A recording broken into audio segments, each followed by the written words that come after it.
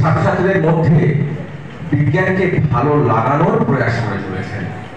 তাই ওনাদের জন্য একটা অকুণ্ঠ ধন্যবাদ এবং শ্রদ্ধা প্রাপ্য সবার। ওনাদের জন্য একটা কথা বলতে পারি, পুরস্কার কখনো জীবনের সর্বোচ্চ লক্ষ্য হতে পারে না। এটা শুধুমাত্র একটা অনুপ্রেরণা, আরেকটু এগিয়ে দেওয়ার জন্য ছোট্ট একটা খেলা, পুশ, আর কিচ্ছু নয়। যারা পুরস্কার পেলে না তারা লক্ষ্য করবে না, যারা পুরস্কার দ্বিতীয় হলে তৃতীয় হলে তাদের লক্ষ্য থাকবে পরবর্তীকালে প্রথম হওয়ার জন্য, আর যারা প্রথম হলে তাদের লক্ষ্য থাকবে এই জায়গাটা ধরে রাখা। তাই তো হচ্ছে না? হচ্ছে না? বাবা মা পাশে থাকলে খুব ভালো হতো, ঠিক আছে? ছবিগুলো পেতাম, ছবিগুলো উঠতো, এসব মনে হচ্ছে, তাই তো? আমরা তোমাদের প্রত্যেকের ছবি এখানে তুলে নেবো আমরা, ঠিক আছে? উপায় তো নাই, প্রত্যেকের ছবি তুলে নেবো। তারপরে মাস্টার সাথে গ্রুপে গ্রুপে আমাদের তো এইভাবে মনে রাখতে পারবো না কোন স্কুলে, আমরা গ্রুপে কনভেন্টদের পাঠিয়ে দেবো, যারা ছবিগুলো তোমরা পেয়ে যাবে, ঠিক আছে? আর পরের বারে আমরা চেষ্টা করবো, যেটা এবারে করতে পারলাম না, যে গার্জেনদের নিয়ে আমরা তোমাদের পুরস্কারটা দেওয়ার চেষ্টা করবো। তার জন্য বিরাট বড় হল দরকার, বুঝতেই পারছো। তাও আমরা দুটো ভাবে করেছি। আগের বারে কিন্তু এত সুস্থভাবে আমরা করতে পারিনি, বাস্তব কথা বলছি, কারণ এত ছেলে মেয়ে হয়ে গেছে, কোনো রকমের প্রাইজ দিয়েই চলে গেছে, তারা সবাই বুঝতে পারেনি। এবারে কিন্তু প্রধান শিক্ষক মহাশয় আমাদের তোমাদের জন্য অনেক কটা ঘর খুলে দিয়েছেন, গার্জেনরা বসে আছে। আমরা তোমাদের ফার্স্টটা কয়েকটা স্কুলকে দেবো, আবার সেকেন্ড হবে কয়েকটা স্কুলকে আমরা বাকি স্কুলগুলোকে পুরস্কৃত করবো। তোমরা জানো আজকে কিন্তু কলকাতা জেলার পুরস্কার বিতরণী অনুষ্ঠান হচ্ছে, কলকাতা জেলার যে স্কুলগুলো আছে সেগুলো। আমাদের প্রথম দিন হয়, আমরা জানো, তোমরা সকলে জানো কিনা জানি না, আমি বলে দিচ্ছি যে আমাদের কুইজ কন্টেস্ট এবং টক কন্টেস্ট প্রতি বছর হয়। কুইজ এবং টক কন্টেস্ট হওয়ার পর তোমার আমাদের অ্যানুয়াল কনফারেন্স এবং সেই সঙ্গে আমাদের স্টেট লেভেল প্রাইজ ডিস্ট্রিবিউশন সেরেমনিটা হয়ে থাকে প্রতি বছর। কাজে আমাদের যে অ্যাসোসিয়েশনে শুধুমাত্র যে এসএসসি পরীক্ষা শুধুমাত্র তা নয়, তার বাইরে অনেক জায়গা আছে। আমরা ছাত্রছাত্রীদের নিয়ে বিজ্ঞানের কর্মশালা করি, অঙ্কের কর্মশালা করি। এবছর 50 বছর যে ভর্তি আমাদের হচ্ছে, সেই হিসাবে আমরা গোটা পশ্চিমবঙ্গে যতগুলো জেলা আছে আমরা চেষ্টা করছি অধিকাংশ জেলাতে কিন্তু আমরা এই বিজ্ঞান মেলাটাকে করবো। অধিকাংশ জেলা অলরেডি আমরা কোচবিহার জেলার, জলপাইগুড়ি, দূরের দূরের জেলাগুলো আমরা করে ফেলেছি যে কোথায় করবো কি বিজ্ঞান, তো ডেটটা আমরা মিটিং করে করবো। আমরা কলকাতাতেও করছি কয়েকটা জায়গাতে, তোমরা সেখানে পার্টিসিপেট করার চেষ্টা করো। সেখানে বিজ্ঞানের কুইজ থেকে আরম্ভ করে বিজ্ঞানের কর্মশালা, তোমাদের মডেল কম্পিটিশন থেকে আরম্ভ করে বিভিন্ন রকম কম্পিটিশন প্লাস ওয়ার্কশপ সেমিনার সেগুলো হবে। আর আমরা কিন্তু এবছরে আরো কিছু প্রোগ্রাম করবো তোমাদেরকে নিয়ে বিভিন্ন জায়গাতে, science city, BITM, Birla institute of technological museum, তারপর সায়েন্স সেন্টার। আমরা পশ্চিমবঙ্গের সায়েন্স সেন্টার আছে, নর্থ বেঙ্গলে একটা আছে, শিলিগুড়িতে একটা আছে নর্থ বেঙ্গল সায়েন্স সেন্টার নাম, মেদিনীপুরে একটা আছে দীঘা সায়েন্স সেন্টার, বর্ধমানে একটা আছে বর্ধমান সায়েন্স সেন্টার। আমরা বিভিন্ন সায়েন্স সেন্টারে কিন্তু তোমার সেই প্রোগ্রামে অংশগ্রহণ করার চেষ্টা করো, আশা করি ভালো লাগবে। আমাদের এসএসসি ছাড়াও একটা পরীক্ষা হয়, প্রি সায়েন্স অলিম্পিয়াড। যারা এই পরীক্ষা সম্পর্কে জানতে চাও পরে আমাদের সঙ্গে যোগাযোগ করবে। এখন দেবব্রত মজুমদার স্যার আছেন, যিনি ব্যাপারটা পুরো দেখছেন, তার সঙ্গে কথা বলবেন। তো আমাদের পরীক্ষাগুলো সুষ্ঠুভাবে করার জন্য আমি প্রথম ধন্যবাদ জানাবো পরীক্ষা যারা করেন না, যারা পরীক্ষাটা করেছেন বিদ্যালয়ে, তাদেরকে প্রথম আমি আমাদের পক্ষ থেকে ধন্যবাদ জানাবো। তাদের সাহায্য ছাড়া কিন্তু এই প্রোগ্রামটা সম্ভব হতো না। আমরা এই বছর আরেকটা প্রোগ্রাম, আরো কিছু প্রোগ্রাম ভেবেছি যে বিভিন্ন দিন আমাদের বিভিন্ন যে বিজ্ঞানী আছে, বিভিন্ন যে গণিতবিদ আছে, তাদের জন্মদিন পালন, সেটা আমরা আইনস্টাইন থেকে করবো, বিভিন্ন স্কুল সেটা আমি করবো। যেমন নিউটনের জন্মদিন, আইনস্টাইনের জন্মদিন, রামানুজের জন্মদিন, এইভাবে বিভিন্ন যে বিজ্ঞানী যারা আছেন, গণিতবিদ যারা আছেন, তাদের জন্মদিন পালন করে আমরা চেষ্টা করবো তাদের জীবনী তোমাদের সঙ্গে তুলে ধরবো। দেখবে তারা কিভাবে তারা মানে একদিন রামানুজ তৈরি হয়েছেন কিভাবে। আমার রামানুজের উপর একটা লেকচারও আছে, 1.5 ঘন্টার লেকচার, সায়েন্স নিয়ে করেছিল, ইউটিউবে সার্চ করলেই পেয়ে যাবে। আমারই বক্তব্য আছে রামানুজের জীবনী নিয়ে একটা বক্তব্য আছে। যার ফলে এই ধরনের বিভিন্ন জীবনীগুলো আমরা করবো, তোমাদের সেগুলো জানতে পারলে তোমরা অনুপ্রাণিত হবে বলে মনে করবে। আমরা এবারে টিচার্স ওয়ার্কশপ করবো, সায়েন্স টিচার্স ওয়ার্কশপ, কিভাবে বিজ্ঞান পড়াতে হয়, বিজ্ঞান কিভাবে ছাত্রদের কাছে জয়ফুল লার্নিং করা যায়, তারপরে আমরা বিভিন্ন টিএলএম তৈরি করে থিওরি গুলো নিয়ে টিচারদের সঙ্গে আমরা ইন্টারাকশন করব।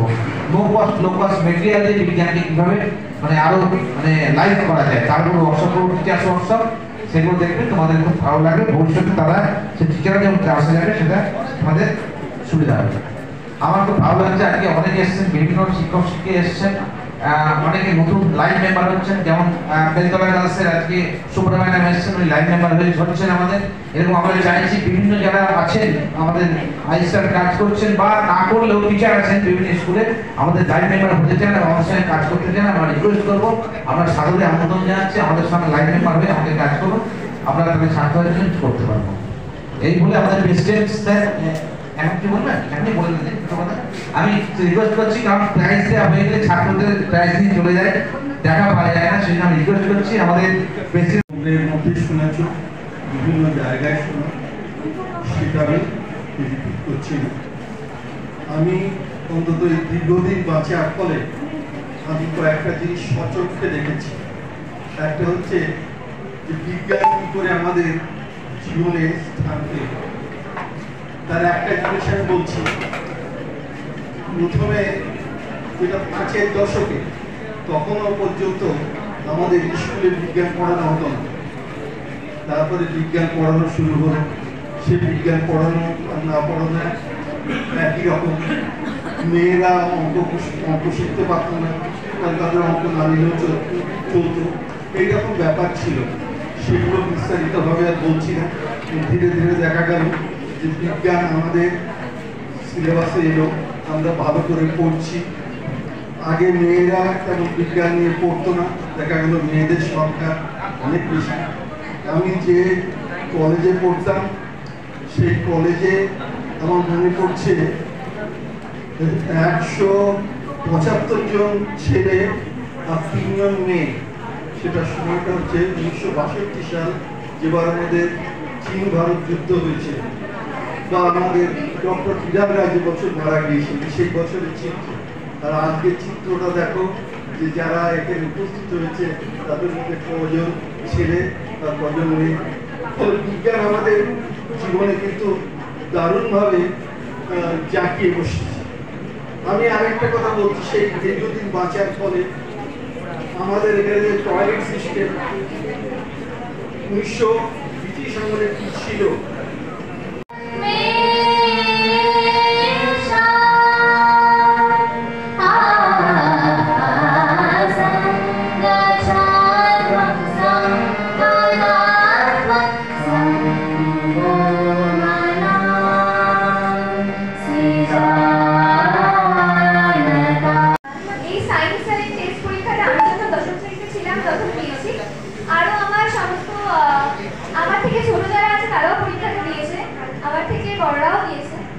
পরীক্ষাটা দেওয়ার পর এইটুকু বুঝতে পারছিলাম যে আমরা পাঠ্যপুস্তকের মধ্যে যা বিজ্ঞান পড়ি সেটা তো অবশ্যই জরুরি, আর বাইরের আরো বিভিন্ন জিনিস আমি সব কিছু তো জানা সম্ভব নয়, তো কিছু কিছু জানতে পারলাম, নতুন জিনিস কিছুর সাথে পরিচিত হতে পারলাম। আর সব থেকে বড় কথা এইটুকু বুঝতে পারলাম যে শুধুমাত্র একটি নির্দিষ্ট পাঠ্যক্রম বা সিলেবাসের মধ্যে আবদ্ধ না থেকে যদি বাইরের জগৎটাকেও দেখা যায় তাহলে কিন্তু জ্ঞান আহরণ করার একটা বৃহত্তর ভিত্তি নেই। তো প্রথমত পরীক্ষাটা দিয়ে আমার খুবই ভালো লেগেছে, বেশ কিছু নতুন জিনিসের সাথে পরিচিত হতে পেরেছি আর বিভিন্ন জিনিস জানতে পেরেছি। এইটুকুই বলবো যে এই পরীক্ষাটা সবারই দেওয়া উচিত, এরকম ভাবে না যে আমার স্কুলের পরীক্ষা আছে বলে দিতে পারবো না। আমি বলছি, আমি নিজে অভিজ্ঞতা দিয়ে বলছি যে আমি কিন্তু মাধ্যমিকে অনেকই হেল্প পেয়েছি এই পরীক্ষাটা থেকে। তো এইটুকুই বলবো, আর এখানে এসে আমার খুবই ভালো লাগছে। আর ধন্যবাদ আজকে আমাকে ডাকার জন্য, এইটুকুই বলে শেষ করছি। বিদ্যার বাইরে আমরা অনেক কিছু জানতে পেরেছি, শুধুমাত্র বইয়ের বিদ্যা আমরা যেটা পড়ে আসছি সেটার উপরে কোশ্চেন করা, আমরা যেটা কনসেপচুয়াল যে কোশ্চেনগুলো সেটা আমরা মুখোমুখি হতে পেরেছি। আমাদের যে সবসময় র্যাঙ্ক করতে হবে সেটা না, আমাদের কোশ্চেনগুলো আমরা অ্যাটেন্ড করতে পারছি না, আমরা সংক্ষিপ্ত করতে পারছি, কিন্তু ওরকম কোশ্চেন যেরকম বড় করে আমাদের অলিম্পিয়াড, তারপরে জেএমএনস, নিট, এই সমস্ত এক্সট্রামে আমাদের কনসেপচুয়াল কোশ্চেন যেরকম আছে, শুধুমাত্র বিদ্যার বাইরে কোশ্চেন আছে, সেই জন্য আমাদের এই সমস্ত কম্পিটিটিভ এক্সামে আমাদের নাম এনলিস্ট করা উচিত। আর এই এক্সামে আমি নাম পেয়ে খুবই সাফল্য পেয়েছি। এখানে আমি শুধুমাত্র আমার স্কুলের টিচারদের ধন্যবাদ জানাতে চাই। আর এটা দিয়ে আমি অত্যন্ত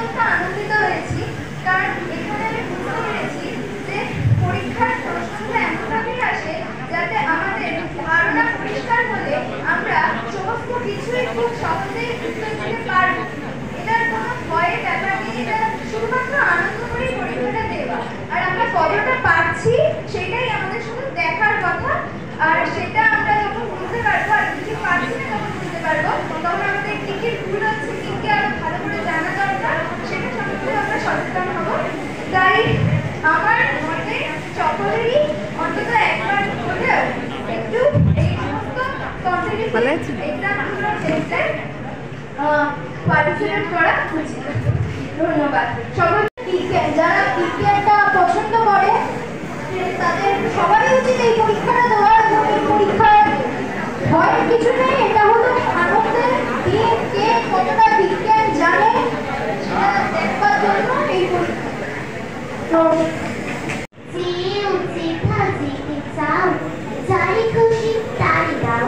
শুধু তুমি নিয়ে যাও কোনি করেছি আমার সোনার ধান ভুলিতে এসে যত চাও তত লও তর জীবনে আর আছে আর নেই দিয়েছি ধরে। অনেক কল্পনা জাগে, নিজেকে ভাবতাম, কখনো অপু ভাবতাম, কখনো শঙ্কর ভাবতাম। তো তোমাদের এটা বলতে পারি, তোমাদের মনের মধ্যে কল্পনা শক্তিকে উস্কে দেওয়ার জন্য, কল্পনা শক্তিকে একটু আলো জ্বালিয়ে দেওয়ার জন্য যাদবপুর বিদ্যাপীঠ তার রুমগুলো সাজিয়ে তুলছে। আমি একটু তোমাদের বলবো, মনে হয়েছে যে এটা শুধুমাত্রই যে পড়াশোনার বই বা পাঠ্য বই থেকে তা নয়, সাধারণ জ্ঞান থাকলেও এখানে এই পরীক্ষাতে অংশগ্রহণ করা যাবে, খুব ভালো লাগবে। আর নর্মাল পরীক্ষা তো আমাদের হয় প্রতি বছরই স্কুলে, হাফ ইয়ারলি, অ্যানুয়াল, কিন্তু এই পরীক্ষাটা দেওয়ার পর আমার মনে হয়েছে যে ওটা পশ্চিমবঙ্গের আমাদের কোথায় জায়গাটা সেটা জানা উচিত এবং সেটা জানানো খুব ভালো লাগে জানতে। এবং যখন আমি পরীক্ষাটা দিই তখন আমার মা কিন্তু ডেঙ্গুতে আক্রান্ত হয়ে আরএসকে হাসপাতালে। সব পরীক্ষা স্কুলের নয়, অন্যান্য বাইরের জগতের বই পড়েও আমরা বিভিন্ন জিনিস শিখতে পারি আর আমাদের জায়গাটা আমরা বুঝতে পারি। আমি যখন এই পরীক্ষাটা দিই তখন আমি প্রচুর ঘাবড়ে গেছিলাম যে আমি কী করবো, আমি লিখতে পারবো কি না। তখন আমি যখন পরীক্ষাটা দিই তখন দেখে মনে হলো যে পরীক্ষার অন্য বইয়ের বাইরেও বিভিন্ন বাইরের জগতের জিনিস আছে। এই পরীক্ষাটা নিয়ে আমি খুবই আনন্দিত হয়েছি এবং আশা করি সবাই অন্যান্য যেখানে পরীক্ষা দেওয়ার সুযোগ পাবে নিশ্চয়ই বসবে। এর থেকে তোমরা বিভিন্ন কিছু শিক্ষা নিতে পারবে। তোমরা ফার্স্টটাও সেকেন্ডটাও তাদের কোনো যায় আসে না, তোমরা যতটুকু শিখবে এটাই তোমাদের কাছে অনেক। নমস্কার। শুধু আমাদের যে স্কুলের টেক্সটবুক আছে ওইটা করেই শুধু পরীক্ষা দেওয়া যায় না, একটু বাইরে একটু আমাদের নলেজও লাগবে, তাহলেই আমরা পরীক্ষাটা আমরা খুব ভালো করে দিতে পারবো। আর আমি যেটা অন্য অনেক পরীক্ষা দিই যেমন এসএফ সিলভার জোন, ওইরকমই এরকম একটা পরীক্ষা এসএফ সিলভার জোন। আমার মানে এই পরীক্ষাটি দিলেও কোনো মানে সমস্যা হয় না, কারণ আমি অলরেডি আগে থেকে অনেক প্রিপেয়ার ছিলাম। আর আমি চাইবো যে এই পরীক্ষাটা যাতে ওয়েস্ট বেঙ্গলের নর্মাল স্টুডেন্টদের মধ্যে আরও যাতে জনপ্রিয় হয়ে ওঠে। স্কুল থেকে এসেছি, এখন আমি চতুর্থ পড়ি। আমি যখন পরীক্ষাটা দিয়েছিলাম তখন 2023 সাল ছিল।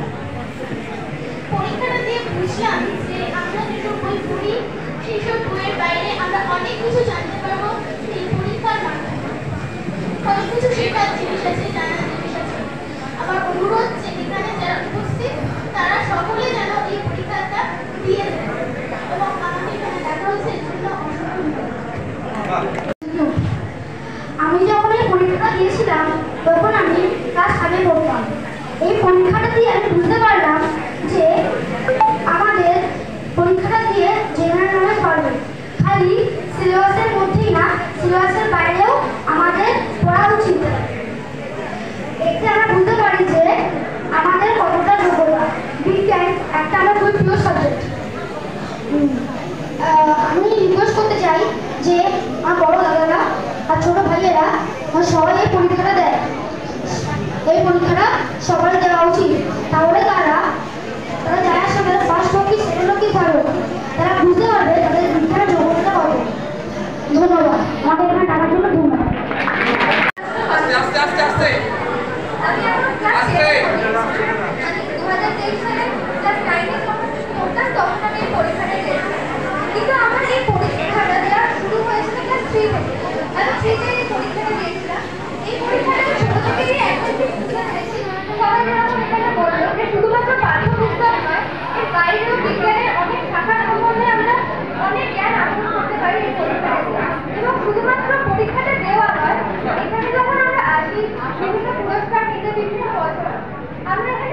বিশিষ্ট ব্যক্তিবর্গের কথা শুনতে পাই।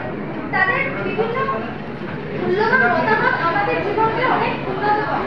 আমাদের যে ধারণা, আমাদের ধারণা বিজ্ঞান সম্বন্ধে যে ধারণা, আমাদের বিজ্ঞানকে ভালোবাসতে যে ধারণা, তাদের থেকে কিন্তু আমরা অনেকে উৎসাহিত হই। তাই তাদেরকে আমরা অনেক ধন্যবাদ জানাই এই পরীক্ষাটা দেওয়ার জন্য। এবং আমি সবাইকে রিকোয়েস্ট করবো যে প্রত্যেক বছরই সবাই এই পরীক্ষাটা দেয় এবং সবাই বলে যে ফার্স্ট সেকেন্ডের যদি কোনো ম্যাটার করে না, ম্যাটার করে পরীক্ষাটা দেওয়া নিজেদের অবস্থানটা দেওয়া। সারা পশ্চিমবঙ্গের তুলনায় আমরা কোথায় দাঁড়িয়ে আছি সেই দিক থেকে শিক্ষাকে আমাদের আরো উন্নত করে সবাই। আর আমি যখন ছাত্র ছিলাম ক্লাস 8-এ, আমি তখন এই পরীক্ষা দিয়েছিলাম, বুঝতে পারছি অনেক আগে আমি ক্লাস 8-এ পরীক্ষা করতাম। তা যার ফলে এই পরীক্ষার সব থেকে ওল্ডেস্ট পরীক্ষা। এবং মনে রাখবে এখন যত পরীক্ষা আছে সায়েন্স টেন্স তো আছে, বিভিন্ন সায়েন্স টেন্স, তাছাড়াও দেখো মন দিয়ে শোনো, এরপরে তুমি যখন চাকরির পরীক্ষা দিতে যাবে বা যখন কম্পিটিটিভ পরীক্ষা দেবে, জয়েন্ট এন্ট্রান্স মেন বা ধরো যে পরীক্ষাগুলোকে বিভিন্ন যে পরীক্ষাগুলো আছে তোমার চাকরির পরীক্ষার জন্য, স্কুলের জন্য টেট বা কলেজ সার্ভিসের জন্য নেট সেট, যত পরীক্ষা আছে সব কিন্তু এমসিকিউ। সেখান থেকে কোনো একটা ওয়ার্ড একটা লাইনও লিখতে হয় না। নিট পরীক্ষা বলো, যার ফলে তোমাকে যেতে গেলে কম্পিটিশন যেতে তোমাকে এমসিকিউ পরীক্ষার প্রশ্নের উত্তর করতে হবে। এবং যারা এই পরীক্ষাগুলো, আমি জোরগলায় বলতে পারি, যারা এই পরীক্ষাগুলো ক্লাস 4 থেকে পরপর দিয়ে আসছো, তাদের ক্ষেত্রে ভবিষ্যতে এই এমসিকিউ প্যাটার্নের পরীক্ষা দিতে কোনো অসুবিধা হবে না, তারা অভ্যস্ত হয়ে যাবে, হ্যাবিচুয়েটেড হয়ে যাবে। এবং এই ধরনের প্রশ্নগুলো দেখবে কোনো বই থেকে ডাইরেক্ট উত্তর পাবে না, তোমাকে কনসেপ্ট ক্লিয়ার থাকতে হবে, তবে তুমি উত্তর পাবে। এখন এই প্রশ্ন, এই যারা আজকে পরীক্ষায় ভালো ফলাফল করেছো, তারা প্রস্তুতি হবে, তাদের কিন্তু বিচার করা হয়েছে তোমাদের তোমরা কতটা প্রশ্ন অ্যানালিসিস করতে পারছো, তোমাদের আন্ডারস্ট্যান্ডিং জোন কেমন, তোমার ক্রিয়েটিভ জোন কেমন, সেই দেখে দেখে কিন্তু বিভিন্ন সেক্টর থেকে কিন্তু প্রশ্নগুলো করা হয়েছিল। তোমরা সেই পরীক্ষায় সফলতা লাভ করেছো, টার্গেট করো ভবিষ্যতে আরো ভালোভাবে স্টেট লেভেলে প্রস্তুত হতে পারবে। আমি আর ছোট্ট আমাদের পাথফাইন্ডারের পক্ষ থেকে চন্দন চক্রবর্তী মহাশয় এসেছে, ওনাকে